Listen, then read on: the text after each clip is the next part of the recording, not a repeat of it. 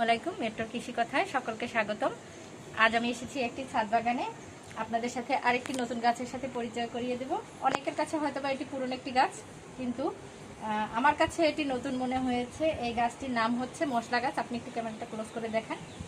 এই যে দেখুন, এই গাছটি অনেক বৈশিষ্ট্য রয়েছে।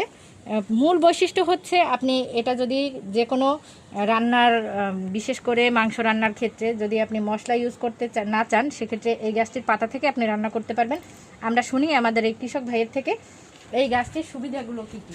ভাই, আপনি এই গাছটি প্রথমে কোত্থেকে সংগ্রহ করেছেন? আমি বরিশাল, ওই যে আমাদের মেলা হচ্ছে, ওই মেলা থেকে আমাকে ওখান থেকে আমি সংগ্রহ করছি। ওই সংগ্রহ করার পরে আমরা যে যে গোস্ত জাতীয়, মাংস জাতীয় যে কোনো জাতীয় ওই এলাচি, দারচিনি, লবঙ্গ না দিয়া এই গাছের 2-3টা পাতা দিলেই তাতেই সেরে যায় সমস্ত সব গ্রানটা। এই স্বাভাবিক অবস্থা। একই গাছে সব ধরনের মশলার ফ্লেভার আছে। হ্যাঁ, ফ্লেভার আছে। এই চা থেকে শুরু করে আপনি মাংস, হ্যাঁ, সমস্ত সব। মানে আমরা যে তেজপাতাটা ইউজ করি এটা ঠিক সেরকম না, এটা একটু ভিন্নতা আছে।